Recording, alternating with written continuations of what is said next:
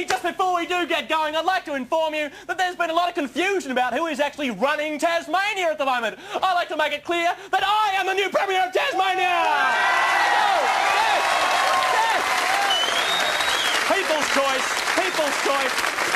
I mean, you look at the Labor Party, you look at everybody else, and these greenie people, I mean, honestly, what do they expect? Tasmania has to be a series of lakes and dams. Where else are the Liberal Party going to go water skiing? Oh, democracy. Gee whiz, you get these people democracy, Richard, and they take a mile from you.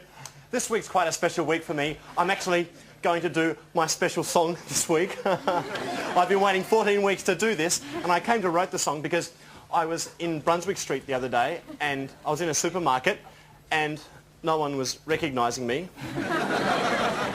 And I saw a very attractive looking girl at the checkout counter, and I went up to her and I said to her, what's cooking good looking? And she told me to go away. Actually, her real words were, piss off arsewipe. So I went and wrote this special song. I've been alive forever.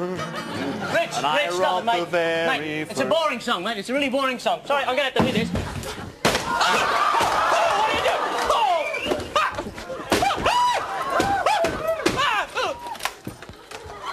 Sorry, mate. It just came over me like that. What did you do? You broke the guitar! It doesn't matter. Actually, Glyn owns it, really. Shouldn't be nasty to Richard all the time. I remember when people used to be nasty to me at school. There was one guy whose name was Stiffy Cooper. They called him Stiffy because he walked with a limp. And he hated me because I was young and I was sensitive and I was caring and I was intelligent and I was an artist.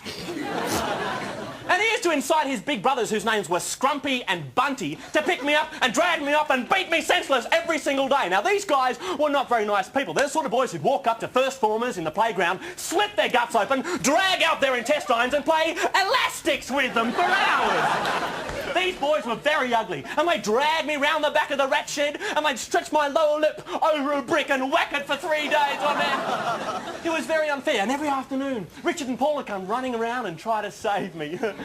But you're always a little bit late.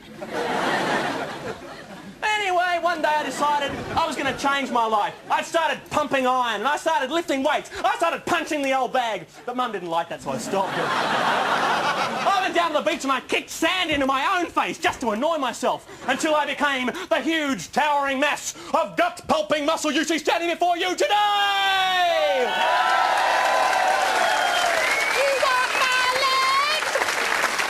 Yes, indeed. And I minced back to Stiffy Cooper that day. I said, hey, Stiffy, you're really tough when you've got Bunty and Scrumpy around you. Why don't you fight me one-on-one, man-to-man? And so we fought that day. He beat the shit out of me. Yeah, except I got the last laugh. I fooled him. He thought I was dead.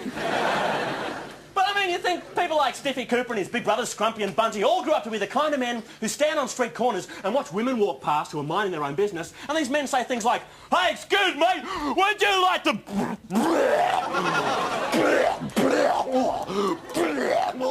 with me? Actually expecting these women to say, oh, yeah, sure, look, I've got a couple of minutes. Why don't we jump into the shop window and rub uglies together?